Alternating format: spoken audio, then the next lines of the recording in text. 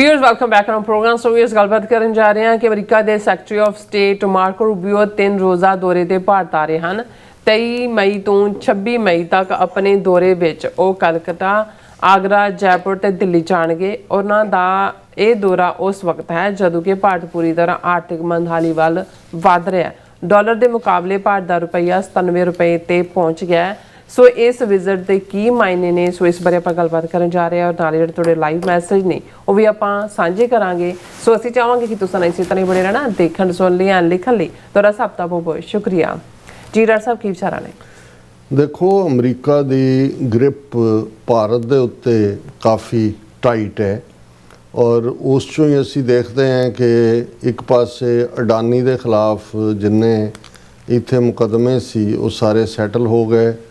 18 million dollar ਦਾ ਜਿਹੜਾ ਹੈ ਉਹਨਾਂ ਨੇ ਫਾਈਨ ਦੇਣਾ ਔਰ 10 ਬਿਲੀਅਨ ਡਾਲਰ ਅਮਰੀਕਾ ਦੇ ਵਿੱਚ ਆਉਣ ਵਾਲੇ ਟਾਈਮ 'ਚ ਇਨਵੈਸਟ ਕਰਨਾ ਹੈ, ਜਿਹਦੇ 'ਚੋਂ 15,000 ਜੌਬ ਕ੍ਰੀਏਟ ਹੋਣਗੇ। ਇਹ ਜਿਹੜੀ ਕਿ ਮੀਡੀਆ ਦੀ ਰਿਪੋਰਟਿੰਗ ਹੈ ਔਰ ਟਰੂ ਰਿਪੋਰਟਿੰਗ ਹੈ। ਦੂਸਰੇ ਪਾਸੇ ਅਸੀਂ ਦੇਖਦੇ ਹਾਂ ਕਿ ਵੀ ਹਾਲਾਂ ਅਮਰੀਕਾ ਦੇ ਜਿਹੜੇ ਐਂਬੈਸਡਰ ਨੇ ਇੰਡੀਆ ਦੇ ਵਿੱਚ, ਸਰਜੀਓ ਗੌਰ, ਉਹ ਪ੍ਰੈਜ਼ੀਡੈਂਟ ਟਰੰਪ ਦੇ ਉਹਨਾਂ ਨੂੰ ਆਈਜ਼ ਐਂਡ ਈਅਰਸ ਕਿਹਾ ਜਾਂਦਾ ਔਰ ਉਹਨਾਂ ਦੇ ਕੋਲ ਸੈਂਟਰਲ ਕਮਾਂਡ ਔਰ ਸਾਊਥ ਏਸ਼ੀਆ ਦਾ ਵੀ ਉਹ ਸਪੈਸ਼ਲ ਐਨਵਾਏ ਨੇ। ਔਰ ਉਸ ਲੈਵਲ ਦੇ ਉੱਤੇ ਹੁੰਦਿਆਂ ਜਿਸ ਲੈਵਲ ਦੀ ਭਾਰਤ ਦੀ ਅੰਦਰੂਨੀ ਰਾਜਨੀਤੀ ਦੇ ਵਿੱਚ ਵੀ ਉਹਨਾਂ ਦੀ ਦਖਲ ਅੰਦਾਜ਼ੀ ਹੈ। ਇੱਕ ਤਾਂ ਜਦੋਂ ਜਾ ਕੇ ਉਹਨਾਂ ਨੇ ਅਜੇ ਸਹੁੰ ਚੁੱਕੀ ਸੀ, ਉਹ ਆਰਮੀ ਹੈੱਡਕੁਆਰਟਰ ਵੀ ਗਏ, ਆਪਰੇਸ਼ਨ ਸੰਦੂਰ ਦੀ ਉਹਨਾਂ ਨੂੰ ਬਰੀਫਿੰਗ ਵੀ ਦਿੱਤੀ ਗਈ। ਹੁਣ ਸਪੈਸ਼ਲੀ ਜਿਹੜੀ ਹੈ ਜਦੋਂ ਵੈਸਟ ਬੰਗਾਲ ਦੀਆਂ ਇਲੈਕਸ਼ਨਾਂ ਦੇ ਨਤੀਜੇ ਆਏ ਤੇ ਪ੍ਰੈਜ਼ੀਡੈਂਟ ਟਰੰਪ ਨੇ ਵਧਾਈ ਦਿੱਤੀ ਬੀਜੇਪੀ ਦੀ ਵਿਕਟਰੀ ਦੇ ਉੱਤੇ ਬੰਗਾਲ ਦੇ ਵਿੱਚ। ਔਰ ਇਸ ਨੂੰ ਲੈ ਕੇ ਸਰਜੀਓ ਗੌਰ ਨੇ ਵੀ ਆਪਣੇ ਉਸ ਦੇ ਉੱਤੇ ਜਿਹੜਾ ਹੈ ਉਹ ਉਸ ਜਿਹੜਾ ਟਰੂਥ ਸੋਸ਼ਲ ਜਾਂ ਜਿਹਨੂੰ ਐਕਸ ਕਹਿੰਦੇ ਉਹਦੇ 'ਤੇ ਉਹ ਕਮੈਂਟ ਵੀ ਪਾਇਆ। ਈਵਨ ਉਹ ਅਸਾਮ ਵਾਲੇ ਨੂੰ ਵੀ ਜਿਹੜਾ ਉਹਦੀ ਸਹੁੰ ਚੁੱਕ ਦੇ ਵਿੱਚ ਵੀ ਪਹੁੰਚੇ ਸਰਜੀਓ ਗੌਰ। ਹੁਣ ਅਚਾਨਕ ਮਾਰਕੋ ਰੂਬੀਓ, ਕਿਉਂਕਿ ਬ੍ਰਿਕਸ ਦਾ ਫੋਰਨ ਮਿਨਿਸਟਰਸ ਦੀ ਮੀਟ ਹੋ ਕੇ ਹਟੀ ਹੈ ਇੰਡੀਆ 'ਚ, ਹਾਲਾਂ ਉਹਦੇ 'ਚ ਇਹਦੇ ਬਾਵਜੂਦ ਕੋਈ ਜਿਹੜਾ ਉਹ ਕੰਸੈਂਸਸ ਤਾਂ ਨਹੀਂ, ਉਸ 'ਚੋਂ ਨਿਕਲਣ ਕਾਣਾ ਤਾਂ ਕੁਛ ਨਹੀਂ ਸੀ ਕਿਉਂਕਿ ਉਹੀ ਪੀਰੀਅਡ ਸੀ ਕਿ ਅਮਰੀਕਨ ਪ੍ਰੈਜ਼ੀਡੈਂਟ ਟਰੰਪ ਚਾਈਨਾ 'ਚ ਸੀ ਔਰ ਈਵਨ ਚਾਈਨਾ ਦਾ ਫੋਰਨ ਮਿਨਿਸਟਰ ਵੀ ਨਹੀਂ ਗਿਆ ਬ੍ਰਿਕਸ ਮੀਟ ਦੇ ਵਿੱਚ ਦਿੱਲੀ। ਹਾਲਾਂ ਇਹ ਹੋ ਰਿਹਾ ਵੀ ਬ੍ਰਿਕਸ ਦਾ ਜਿਹੜਾ ਸੈਸ਼ਨ ਹੋਣਾ ਦਿੱਲੀ 'ਚ, ਉਹਦੇ 'ਚ ਮੇ ਵੀ ਚਾਈਨੀਜ਼ ਪ੍ਰੈਜ਼ੀਡੈਂਟ ਜਾਣ, ਪਰ ਸਾਰਾ ਫੋਕਸ ਜਿਹੜਾ ਉਹ ਬੀਜਿੰਗ ਦੇ ਉੱਤੇ ਸੀ ਕਿ ਟਰੰਪ ਔਰ ਸ਼ੀ ਜਿਨਪਿੰਗ ਦੀ ਮੀਟਿੰਗ 'ਚੋਂ ਕੀ ਨਿਕਲਿਆ। ਸੋ ਬ੍ਰਿਕਸ ਵਾਲਾ ਜਿਹੜਾ ਉਹ ਰੂਲ ਰਲ ਗਿਆ। ਹੁਣ ਜਿਹੜੀ ਖਬਰ ਮੁੱਖ ਤੌਰ ਦੇ ਉੱਤੇ ਜਿਹੜੀ ਹੈ ਕਿ US secretary of state Marco Rubio 23 ਮਈ ਤੋਂ 26 ਮਈ ਤੱਕ ਜਿਹੜੇ ਨੇ ਉਹ ਭਾਰਤ ਜਾ ਰਹੇ ਨੇ। ਹੁਣ ਉਸ ਦੇ ਵਿੱਚ ਕਿਉਂਕਿ ਅਜੇ ਤੱਕ ਟ੍ਰੇਡ ਡੀਲ ਵੀ ਪ੍ਰੋਪਰ ਸਟ੍ਰਾਈਕ ਨਹੀਂ ਹੋਈ, ਰਸ਼ੀਅਨ ਆਇਲ ਬਾਏ ਕਰਨ ਲਈ 1 ਮਹੀਨੇ ਦੀ ਹੋਰ ਜਿਹੜੀ ਹੈ ਮੋਹਲਤ ਦੇ ਤੀਸਰਾ ਮਹੀਨਾ ਹੋ ਗਿਆ। ਉਹ ਜਿਹੜਾ ਉਹਨੂੰ ਇੰਡੀਆ ਸਮੇਤ ਬਾਕੀਆਂ ਨੂੰ ਵੀ, ਯੂਰਪ ਵੀ ਖਰੀਦ ਰਿਹਾ ਜੇ ਕਿ ਵੀ ਰਸ਼ੀਅਨ ਆਇਲ ਉਹ 1 ਮਹੀਨਾ ਹੋਰ ਖਰੀਦ ਸਕਦੇ ਨੇ ਕਿਉਂਕਿ ਸਟੇਟ ਆਫ ਹਾਰਮੂਜ਼ ਦੀ ਜਿਹੜੀ ਹੈ ਉਹਨੇ ਪੂਰੀ ਬਲੌਕੇਡ ਉਹਨੇ ਈਰਾਨ ਨੇ ਕੀਤੀ ਹੋਈ ਹੈ। ਸੋ ਇਹ ਕ੍ਰਾਈਸਿਸ ਹੋਰ ਨਾ ਵਧੇ, ਰਸ਼ੀਅਨ ਆਇਲ ਤੋਂ ਬਿਨਾਂ ਕੋਈ ਹੋਰ ਚੋਇਸ ਵੀ ਨਹੀਂ ਹੈ। ਔਰ ਇਹ ਜਿਹੜੇ 4 ਸ਼ਹਿਰਾਂ ਦਾ ਜ਼ਿਕਰ ਹੈ ਜਿਹਦੇ 'ਚ ਉਹਨਾਂ ਨੇ ਜਾਣਾ ਹੈ, ਜਿਹਦੇ 'ਚ ਜ਼ਾਹਰ ਹੈ ਕਿ ਕਲਕੱਤਾ, ਆਗਰਾ, ਜੈਪੁਰ ਤੇ ਦਿੱਲੀ। ਕਲਕੱਤਾ ਆਲ ਆਫ ਏ ਸਡਨ ਵਧਾਈਆਂ ਵੀ ਦਿੱਤੀਆਂ ਜਾ ਰਹੀਆਂ ਔਰ ਇਹ ਕਲਕੱਤੇ ਜਿਹੜੇ ਮਿਸਟਰ ਸਰਜੀਓ ਗੌਰ ਜਿਹੜਾ ਨਵਾਂ ਚੀਫ ਮਿਨਿਸਟਰ ਬਣਿਆ ਹੈ,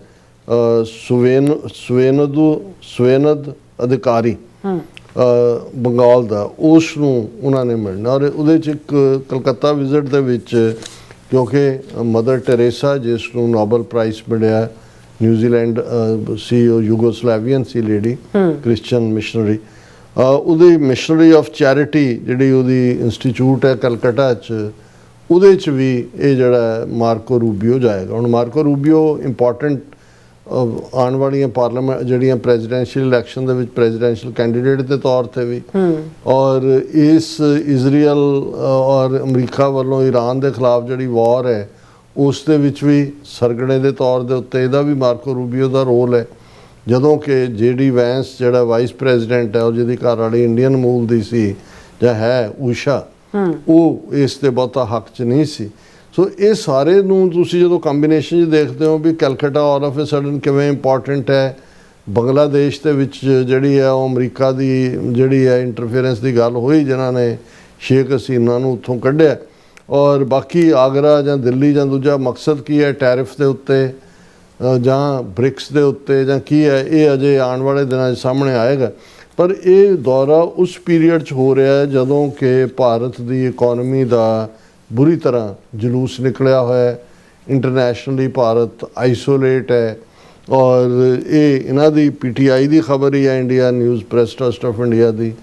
ਰੂਪੀ ਸਲਿਪਸ 13 ਪੈਸੇ to hit fresh lifetime low of 96.83 against US dollar, almost 97 ਰੁਪਈਏ ਦੇ ਉੱਤੇ ਪਹੁੰਚ ਗਿਆ। Once considered among Asia's most stable currencies, the rupee has now become one of the worst performing emerging market currencies this year। ਕਿ ਜਿਹੜੀ ਇੱਕ ਵੇਲੇ 'ਚ ਬਹੁਤ ਚੰਗੀ, ਏਸ਼ੀਆ ਦੇ ਵਿੱਚ ਵੀ ਡਾਊਨ ਹੈ, ਦੁਨੀਆ ਦੀਆਂ ਵੀ ਇਸ ਵੇਲੇ ਵਰਸਟ ਕਰੰਸੀਜ਼ 'ਚੋਂ ਆ ਗਿਆ। ਔਰ ਇਹ ਜਦੋਂ ਤੱਕ ਹੋਰ 2-4 ਦਿਨ ਗੁਜ਼ਰੇ ਅਸੀਂ ਹੀ ਅਨਾਉਂਸ ਕਰ ਰਹੇ ਹੋਵਾਂਗੇ ਕਿ 100 ਰੁਪਈਏ ਨੂੰ ਪਹੁੰਚ ਗਿਆ।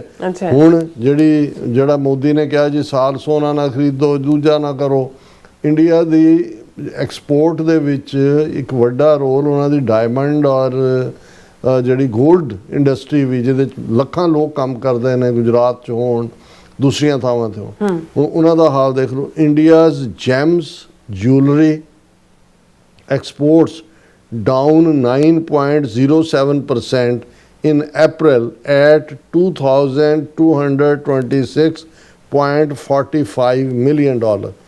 ਆਲਮੋਸਟ 10% ਜਿਹੜਾ ਐਕਸਪੋਰਟ ਹੈ ਗੋਲਡ ਦਾ, ਜੈਮ ਦਾ, ਜੂਲਰੀ ਦਾ, ਉਹ ਜਿਹੜੀ ਹੈ ਉਹ ਇੰਡੀਆ 'ਚ ਥੱਲੇ ਨੂੰ ਚਲਾ ਗਿਆ।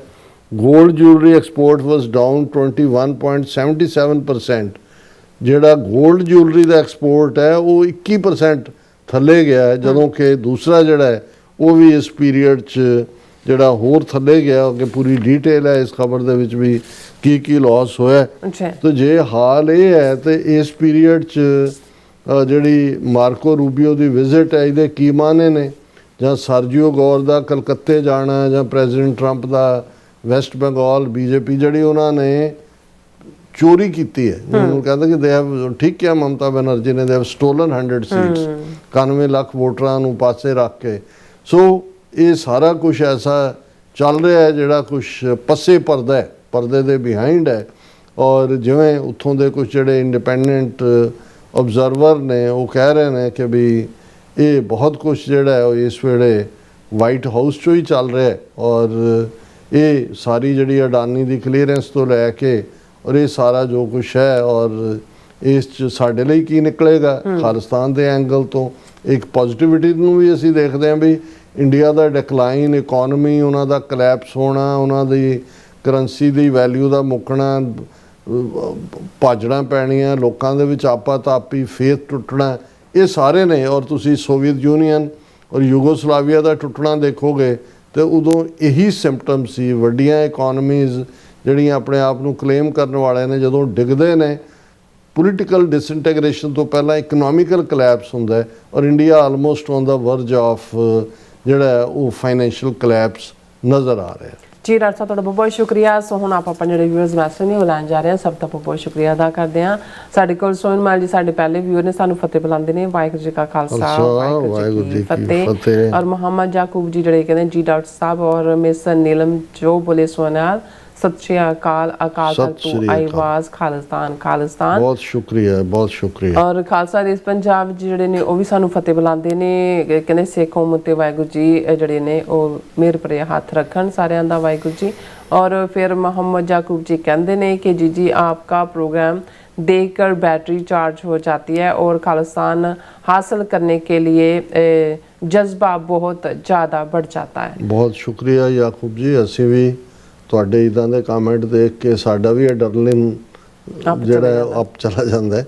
ਔਰ ਬਸਰਾ ਜੀ ਵੀ ਜਿਹੜੇ ਨੇ ਉਹ ਫਤਿਹ ਬੁਲਾਉਂਦੇ ਨੇ, ਖਾਲਸਾ ਜ਼ਿੰਦਾਬਾਦ ਕਹਿੰਦੇ। ਨਾਸਰ ਚੌਧਰੀ ਜੀ ਵੀ ਖਾਲਸਾ ਜ਼ਿੰਦਾਬਾਦ ਕਹਿੰਦੇ ਨੇ। ਫਿਰ ਕਹਿੰਦੇ ਸ਼ਹੀਦਾਂ ਦਾ ਖੂਨ ਵਿਅਰਥ ਨਹੀਂ ਜਾਏਗਾ, ਖਾਲਿਸਤਾਨ ਹੋਂਦ ਵਿੱਚ ਆਵੇਗਾ। ਬਿਲਕੁਲ ਬਿਲਕੁਲ। ਇੱਕ ਪੰਜਾਬੀ ਦੀ ਨਜ਼ਮ ਜਿਹਨੂੰ ਸਾਡੇ ਕਵੀਸ਼ਰ ਢਾਡੀ ਵੀ ਗਾਉਂਦੇ ਨੇ ਕਿ ਜਦ ਡੁੱਲਦਾ ਖੂਨ ਸ਼ਹੀਦਾਂ ਦਾ, ਤਕਦੀਰ ਬਦਲਦੀ ਕੌਮਾਂ ਦੀ, ਰੰਬੀਆਂ ਨਾਲ ਖੋਪਰ ਲੱਥਣ ਜਾਂ ਤਸਵੀਰ ਬਦਲਦੀ ਕੌਮਾਂ ਦੀ। ਬਿਲਕੁਲ। ਅਮਰਜੀਤ ਸੈਣੀ ਜੀ ਖਾਲਸਾ ਜ਼ਿੰਦਾਬਾਦ ਕਹਿੰਦੇ ਨੇ, ਔਰ ਅਕਰਮ ਜੀ ਗੁੱਡ ਵਰਕ ਕਹਿੰਦੇ ਨੇ, ਔਰ ਮੁਹੰਮਦ ਯੂਨਸ ਜਿਹੜੇ ਸਾਨੂੰ ਸਤਿ ਸ਼੍ਰੀ ਅਕਾਲ ਕਹਿੰਦੇ ਨੇ, ਔਰ ਸਲਾਮ ਵਾਲੇਕਮ ਕਹਿੰਦੇ ਨੇ, ਵਾਲੇਕਮ ਸਲਾਮ ਜੀ, ਸਤਿ ਸ਼੍ਰੀ ਅਕਾਲ ਜੀ, ਔਰ ਖਾਲਸਾ ਜ਼ਿੰਦਾਬਾਦ भी कहते हैं।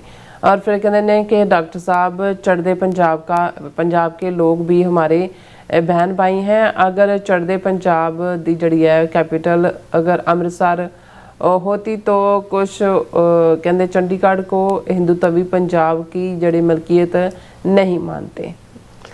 ਦੇਖੋ ਹੁਣ ਕੀ ਹੁੰਦਾ ਹੈ, ਲੇਕਿਨ ਇਹਨਾਂ ਨੇ ਤਾਂ ਲੁੱਟਿਆ ਹੀ ਆ ਪੰਜਾਬ ਨੂੰ ਹਿੰਦੂਤਵੀਆਂ ਨੇ। ਔਰ ਬਲਵਿੰਦਰ ਕੁਲਾਰ ਜੀ ਵੀ ਉਹ ਵੀ ਫਤਿਹ ਬੁਲਾਉਂਦੇ ਨੇ, ਔਰ ਮੁਹੰਮਦ ਯੂਨਸ ਜੀ ਕਹਿੰਦੇ ਡਾਕਟਰ ਸਾਹਿਬ नीलम कौर बहन जी इस वक्त हकीकत पंजाबी सूबा लुधियाना पता नहीं कि लहंदा पंजाब है, और जिसकी कैपिटल लाहौर है, जो कायम वक्त से पंजाब की राजधानी है। और फिर इसी तरह सारे ऐशले जड़े ने कहते इंडिया इज नॉट कहते ने होमोजीनियस और country, so having Hindi as a national language makes no sense। और also mandating जड़ी है Hindi would mean mass migration to Tamil Nadu from the north, totally destroying local culture। ਇਸ਼ਲਾ ਜੀ ਤੁਸੀਂ ਠੀਕ ਕਹਿ ਰਹੇ ਹੋ, ਈਵਨ ਇੰਡੀਅਨ ਕਨਸਟੀਟਿਊਸ਼ਨ ਦੇ ਵਿੱਚ ਵੀ ਹਿੰਦੀ ਨੂੰ ਨੈਸ਼ਨਲ ਲੈਂਗੁਏਜ ਨਹੀਂ ਮੰਨਿਆ ਹੋਇਆ, ਉਹੀ ਲਾਗੂ ਕਰ ਰਹੇ ਨੇ। ਜਿਹੜੀਆਂ ਉਹਨਾਂ ਦੀਆਂ 14-16 ਬੋਲੀਆਂ ਰੈਕਗਨਾਈਜ਼ ਕੀਤੀਆਂ ਹੋਈਆਂ ਨੇ, ਉਹ ਰੈਕਗਨਾਈਜ਼ ਉਹਨਾਂ ਦਾ ਸਭ ਦਾ ਹੀ ਐਜ਼ ਏ ਨੈਸ਼ਨਲ ਲੈਂਗੁਏਜਸ ਉਹਨਾਂ ਦਾ ਸਟੇਟਸ ਹੈ। ਹਿੰਦੀ ਕੋਈ ਨੈਸ਼ਨਲ ਲੈਂਗੁਏਜ ਨਹੀਂ ਹੈ, ਔਰ ਤਮਿਲ ਲੋਕ ਇਹਨੂੰ ਬਹੁਤ ਚੰਗੀ ਤਰ੍ਹਾਂ ਸਮਝਦੇ ਨੇ, ਇਸ ਲਈ ਉਹ ਇਹਨੂੰ ਨੇੜੇ ਵੀ ਨਹੀਂ ਲੱਗਣ ਦਿੰਦੇ ਹੈ ਵੀ ਅਲਟੀਮੇਟਲੀ ਇਹ ਡੈਮੋਗ੍ਰਾਫੀ ਵੀ ਬਦਲ ਦੇਣਗੇ ਉਹਨਾਂ ਦੀ ਫਿਰ।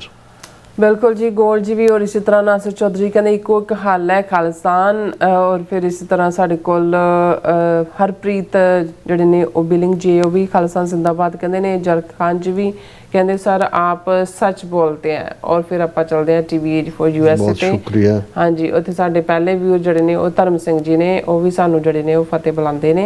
वाहिगुरू जी का खालसा वाहिगुरू जी की फतेह। और फिर इसी तरह साढ़े कोल हैगे ने खालसा देश पंजाब जी भी, और जगदीप सिंह जी भी, टोनी ढींसा जी भी, इंद्रजीत सिंह संधू जी भी, और जसवीर सिंह जी भी कहते गल होण दी गल अज दी करिया करो, पुरानियां गल्लां नाल कोई गल नहीं बनदी। ਜਸਵੀਰ ਸਿੰਘ ਜੀ, ਤੁਹਾਨੂੰ ਮੈਨੂੰ ਲੱਗਦਾ ਕੋਈ ਤਕਲੀਫ ਹੈ, ਕਿਉਂਕਿ ਜੇ ਤੁਸੀਂ ਪ੍ਰੋਗਰਾਮ ਸੁਣਦੇ ਹੋ, ਸਾਡਾ ਸਾਰਾ ਪ੍ਰੋਗਰਾਮ ਜਿਹੜਾ ਕਰੰਟ ਟੌਪਿਕਸ 24 ਆਵਰ ਦੀਆਂ ਡਿਵੈਲਪਮੈਂਟਸ ਹੁੰਦੀਆਂ, ਉਹਦੀ ਬੈਕਗਰਾਉਂਡਸ ਦੇ ਵਿੱਚ ਜ਼ਰੂਰ ਪਾਸਟ ਹੁੰਦਾ, ਪਰ ਜੇ ਤੁਹਾਨੂੰ ਕੋਈ ਤਕਲੀਫ ਹੈ ਤਾਂ ਬਿਹਤਰ ਹੈ ਤੁਸੀਂ ਆਪਣਾ ਇਲਾਜ ਕਰਾਓ। गुरदीप सिंह जी भी, और इस तरह जगपाल जी भी, और इस तरह घुसके जी भी, और चरणजीत बाजवा जी भी कहते डॉक्टर साहब भैन जी अच्छा सानू फतेह बुलाते हैं। खालसा जिंदाबाद कहते हैं। एस कौर जी कहते मोदी नू की फर्क पैन लग्या, पता नहीं किहड़ी बेशरम मिट्टी दा बनिया है। No doubt. और फिर इसी तरह कहते हैं कि जमहूरीत दे कातल भारती ते भारत दा संविधान। और फिर इस तरह जस शर्मा भी जड़े सानू फतेह बुलाते हैं। और फिर कहते सत श्री अकाल जी, TV84 की सारी टीम प्रोग्राम देख रहे जिहड़े वीरां नूं वाहिगुरू जी का खालसा वाहिगुरू जी की फतेह। चरणजीत जिहड़े बाजवा ने वो भी फतेह बुलाते हैं। जस शर्मा जी सत श्री अकाल अगैन। और फिर इसी तरह गुरजिंदर पुरेवाल जी ने चरणजीत बाजवा जी ने कहा इस सपेरा गूंगे बोले सप ही फड़ सकदा है। Very good. और फिर इसी तरह साडे को बलहीम पिंदर जी भी, और यूनिवर्सल जी भी, और इस तरह जगसीर जी भी जड़े फतेह बुलाते हैं। जुझार जी भी फतेह बुलाते हैं।